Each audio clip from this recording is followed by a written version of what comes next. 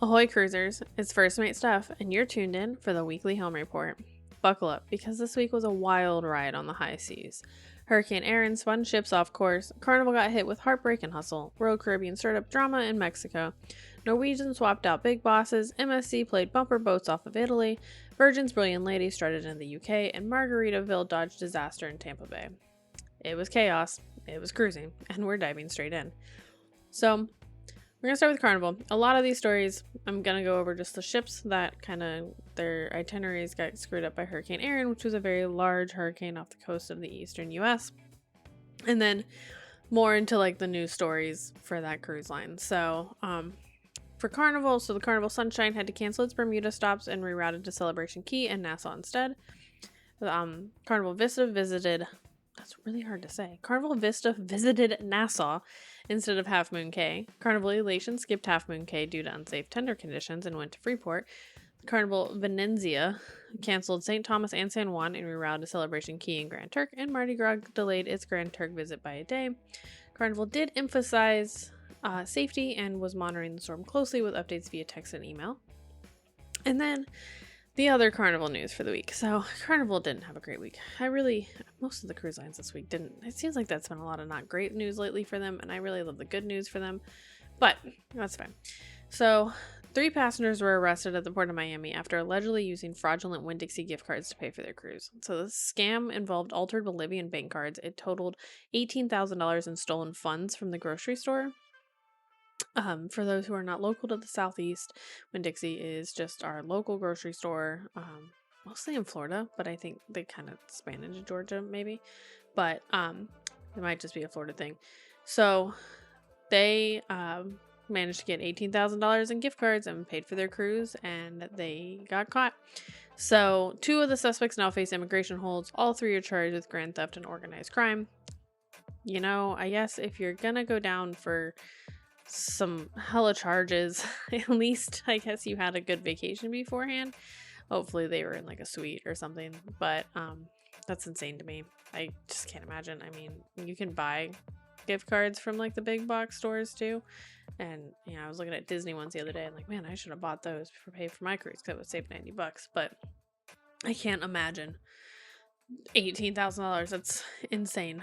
And then 4 Filipino crew members aboard the Carnival Sunshine were detained and deported by U.S. Customs after being linked to an online chat group allegedly involving underage content. There have been no formal charges filed. Carnival has not issued a public statement about this, so the case is part of a broader U.S. crackdown, as most people know. But over 100 crew members have been deported since the spring. But there are 55 million visa holders like currently under review, so we might see more, deportations coming from the crackdown. So moving over to Royal Caribbean.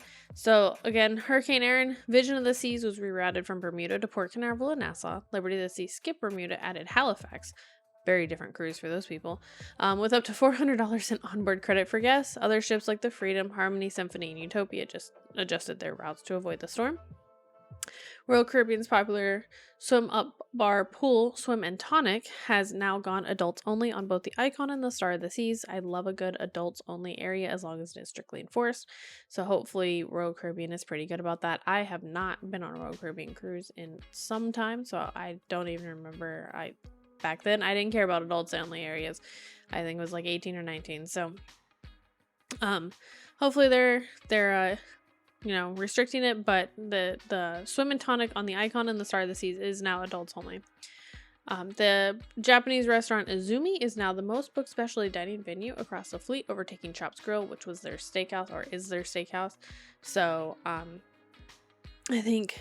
love Japanese food, so I would really love to try Izumi, and, but I can say, when I go on cruises, I generally find that their steakhouses are pretty good. So for it to overtake it, and Chops Grille kind of being a staple, I think that says a lot about the food at Izumi.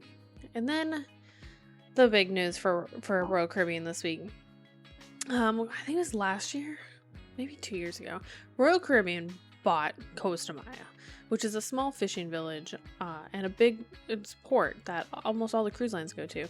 They bought Costa Maya, and their plan was to create a perfect day at Costa Maya, which, if you haven't been on Royal Caribbean for a perfect day at Coco Cay, it's like a theme park on an island. a bunch of water slides and rides and stuff like that, and you gotta pay to get into it. And there are free parts of the beach and everything that you can go to, but it is heavily tourist. And so Royal Caribbean has planned the perfect day at Costa Maya, launching in 2027, but it is now facing backlash over environmental concerns from local and activists who have warned of damage to mangroves, coral reefs, sea turtles, and manatees, plus threats to local access and identity. So if you've never been there, there's a beautiful port area, and then there is a fishing village or town that you can go to, and there's a bunch of little restaurants and like beach areas, and we have gone and we have sat at many different areas in Costa Maya and just been on the beach and ate some really good food and drank some beers, and it's a great time. So I think it'll be interesting to see what happens from this. A petition to cancel the project has surpassed over 200,000 signatures, citing wastewater dumping and fears of 20,000 daily tourists. Royal Caribbean has not responded publicly, but is continuing to promote the $600 million project as a future highlight. So again, I think this will be really interesting to see how this plays out, because I think every cruise line goes to Costa Maya, and so now I believe what would have to happen is that they're going to be paying Royal Caribbean to be able to use their port, and there's, Mexico is going to want their cut of that, and I think it's going to get messy really quick. So we'll see how that goes. I don't know. It'll be interesting. I know that I wish that Costa Maya would just be left as is. It's a beautiful port area. It's a great little fishing village. It's a great time. I really, really wish it would just stay. Moving over to Norwegian. So they didn't have a whole lot with their cruising getting messed up by Hurricane Erin, but the Norwegian Jewel cut its Bermuda visit short, leaving King's Wharf a day early to avoid Hurricane Erin. The ship returned to Boston ahead of schedule, joining a growing list of vessels rerouting due to the Category 4 storm, so there wasn't, a whole lot there with that. They did have a big leadership shakeup this week, so David Herrera stepped down as the NCL president on August 20th, after just about 2 years in the role. So Harry Summers, CEO of Norwegian Cruise Line Holdings, is now the interim president, citing a transformative chapter ahead. So Summer will oversee expansion plans, including 7 new ships and major upgrades to Great Stirrup Cay, which is Norwegian's private island. So they didn't have a whole lot of stories this week with them, just a big shakeup. I mean, that's a pretty big one. It can totally change the direction that company goes when you're switching over leadership like that. Virgin.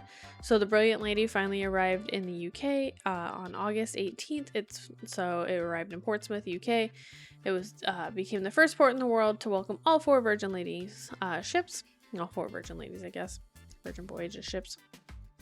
Ugh. The ship hosted preview events for travel advisors and local students before departing for the transatlantic sailing to New York. Her mermaiden voyage kicks off September 5th from New York City to Bermuda, given it's hurricane season, so we'll see how that goes.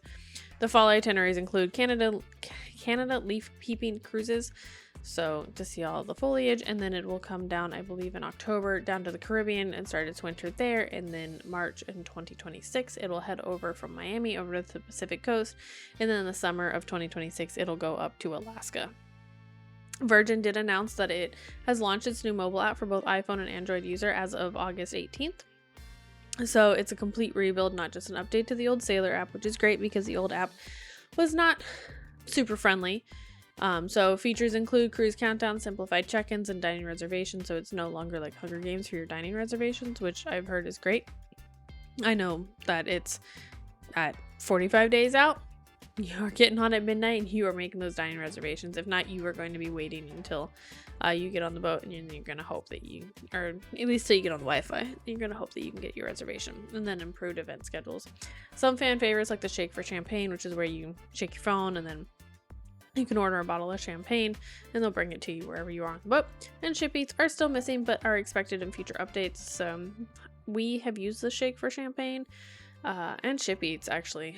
We tried to use the Ship Eats once and it was like, I think Captain Dan was ordering a beer maybe, and it was gonna take like 2 hours to get to him, so he just canceled that. And then the Shake for Champagne, I think it took like 20-30 minutes, but it was Scarlet Night, so I can't hate. MSC did not have a whole lot of adjustments due to Hurricane Erin. They did just have the MSC World America was rerouted from the Eastern Caribbean to a Western Caribbean route to avoid the storm. No biggie. Very easy thing to reroute. They did have the MSC World Europa lost power off the Italian coast on the 25th, August 25th. So today, I forgot what day it is. So it is one of the world's largest cruise ships. They lost propulsion due to an electrical failure while sailing from to Naples. The ship was adrift near Ponza, Italy, with about 6,500 passengers and 2,100 crew members on board. Italian Coast Guard deployed tugboats, patrol vessels, and a helicopter to assist. They arrived in Naples 8 hours late. They're conducting a technical inspection, but partial propulsion was restored by the afternoon, and they are just fine. No poop cruise for them. So I mean, it happens. But, they have backup generators, and they kept essential services running, which means that you had your toilets and your water and stuff like that. So, no big deal for them. And Margaritaville. We haven't talked about Margaritaville in a while. They've been pretty quiet. They're working on launching their new boat and stuff. But on August 17th, so Margaritaville's Islander, which goes out of Tampa Bay over to Mexico, narrowly avoided a disabled pontoon boat that was straighting its way while departing Tampa Bay. So, the boat's propeller was tangled in a line, leaving 6 adults adrift directly in the cruise ship's navigation line. Thankfully, the Hillsborough County Sheriff's Marine Unit executed an emergency tow just in time, and no injuries or damages were reported. So, I've seen plenty of times, coming through the Caribbean where you'll see a disabled boat or, somebody. We've many times picked up like refugees or fishermen whose boats have, they're sinking or whatever, and they will pick them up, and the Coast Guard will come and take them back to, if they're from the States, or they'll take them back to wherever country they are from. So I'm glad to see that the Hillsborough County Sheriff's Unit was able to come get them. And then I think this is pretty cool. I hadn't heard of this before, but Margaritaville at Sea has brought back its Paradise Pass program as of August 22nd. It now has 2 tiers. So for $7.99 a person, you can get the Silver Pass. This is unlimited 2 to 3 night weekend sailings in ocean view staterooms. So I am going to look way more into this because I think that's a really interesting thing. And then there's the Ultimate Gold Pass. That's $1,500. It's unlimited 4 to 7 night cruises to Mexico and the Caribbean. So the perks include free casino match play, onboard discount, friends and family offers, and upgrade eligibility and flexible booking windows. I think that's really interesting to have. I immediately think of the Olive Garden all you can eat pasta pass, and it's kind of like that, right? Like, cool, I can pay $800 and I can get unlimited 2 to 3 night sailings. I'm going to take a very strong guess right now and say that this does not include the port fees and taxes. But pay $800, and even if you go once a month, you're looking at, if you go once a month, that's easily 2 months and you've made your money back. So I think that's a really cool thing if you're doing like the Silver Pass. I think that's really cool, and that is something to really consider if you're looking at that, because it's a really cool deal. Again, reminds me of the Olive Garden all you can eat pasta pass. So that is all the news we have for this week. We do have our tip of the week. So this is one that I have used before. So when you are getting on board, everybody is walking around. They're going to get not breakfast. They're going to get lunch. They're going to, get their kids checked into kids club. You can walk around, go to the spa. Book a spa treatment on embarkation day. Like, get on and start your relaxation early. So a lot of cruisers are going to be busy, like I said, exploring the ship, and the spa is quiet. Now they're going to have come see us and check out these offers we have through the week, and sometimes they'll offer discounts or free perks if you book on embarkation day for like a treatment on embarkation day, because it's not a common day, and they want to make money, right? So they might give you extra perks or like free perks, like a thermal spa access or something like that. And then while everybody's like trying to get their stuff settled and get their kids places and do this and do that, you can go be pampered. Go get your vacation started with a massage, or Captain Dan and I love a thermal suite. Honestly, we go on every ship we go on. We absolutely love it. So go check it out.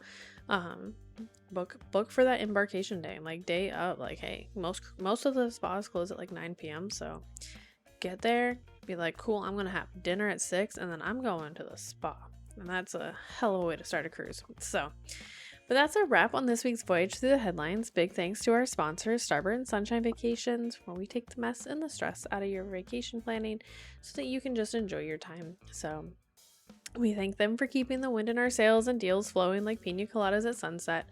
And don't forget to tune in every Wednesday for fresh episodes of Tales from the Ship, where the stories are salty, the gossip is juicy, and the cruise life never sleeps. You can follow us on Facebook and Instagram at Tales from the Ship for behind-the-scenes scoops, bonus tips, and a splash of cruise inspo to tide you over.